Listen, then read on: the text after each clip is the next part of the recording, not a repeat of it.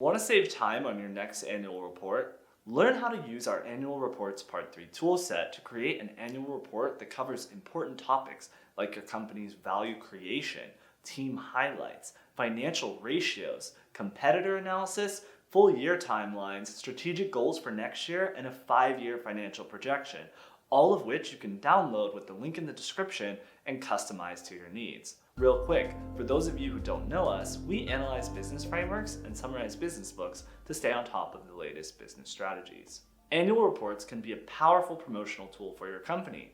They are a key marketing tool for investors and often include illustrations, letters from a key chair or CEO, and always offer a financial overview.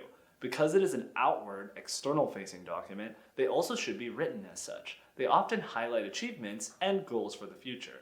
When investors read these documents, they are looking for an understanding of the company's core business, customers, and industry, its financial data like a balance sheet, cash flow, or past quarter performance, as well as any risk factors associated with the company like an impending regulation, legal cases, too much customer concentration, or an industry-wide consideration like supply chain problems. For example, here's why Warren Buffett reads annual reports. I would like to have a report that would be identical to what if I owned half of a company but was away for a year and I had a partner who owned the other half. When I came back, that he would tell me about what had taken place during the past year and what he foresaw coming up and all of that.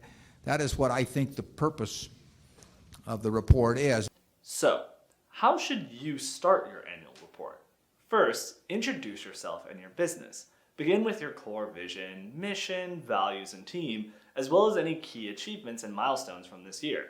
Once that's all out of the way, you can focus on your core business, how it works, and how you create value. Instead of a paragraph block of text, you can break down how you create value across multiple elements of your business.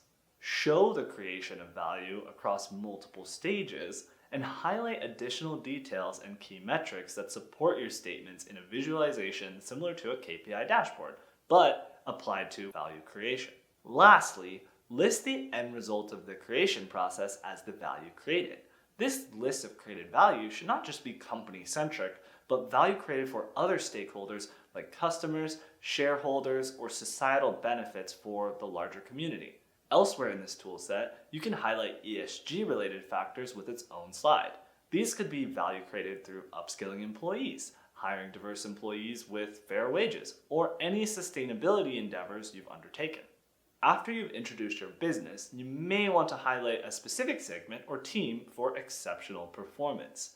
A Team of the Year visualization helps draw investor attention to a specific team more from a recognition standpoint than a reporting standpoint. Execs can use this slide to highlight standout accomplishments from a specific segment of the business, which can then be used to help set benchmarks, encourage employee motivation, and showcase motivated employees and teams to external stakeholders like shareholders. Next up, the financials. No annual report is complete without an overview of the company's finances. Even if they're at a glance or a high level, you need to break down your financial data so internal and external stakeholders can assess your performance. If you can show consistency, you might attract the attention of Buffett. When Warren Buffett is looking for investments with a sustainable competitive advantage, he wants to see consistency. Consistency in earnings, consistent low debt, consistently growing earnings, consistently low spending in capital expenditures and R&D, consistent profitability, etc. This overview is indispensable to any annual report, as the one key determinant to a company's level of success is its financials. Once the stakeholders involved know your financials, it's important to put those numbers in context, particularly in terms of your performance benchmarked against your competitors. A market share visualization can be used as a competitive analysis to show where you stack up against a series of top rivals. While market share is important to any industry, it's particularly useful for those companies that plan to enter new markets. This visualization uses bar graphs to show how you match up to your competition in terms of market share across 4 key factors of competition.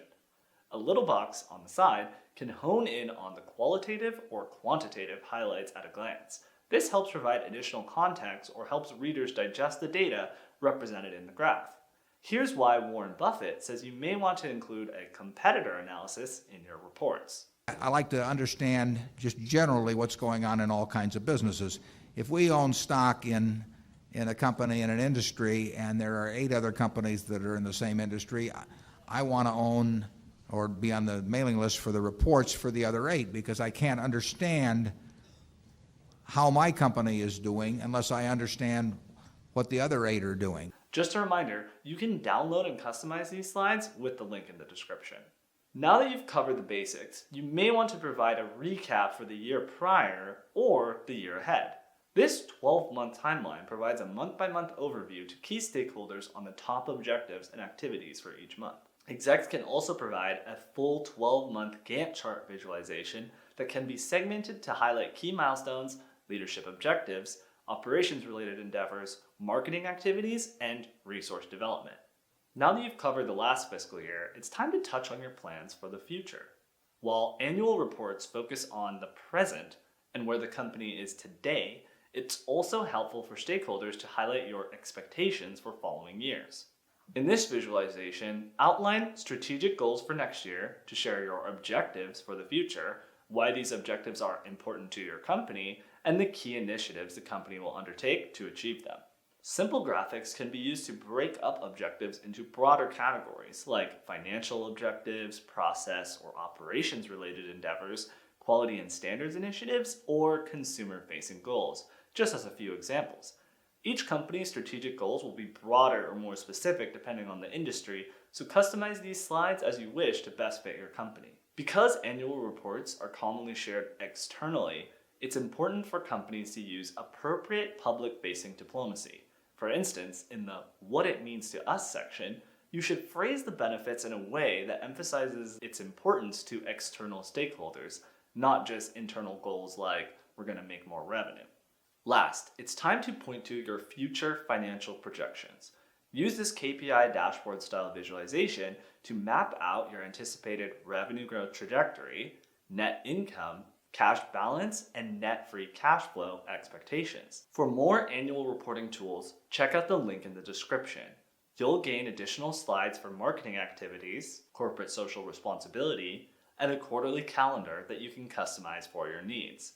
Thanks for watching, and if you liked this video, you can gain more business frameworks and book summaries from our library. Just check out the link in the description for more.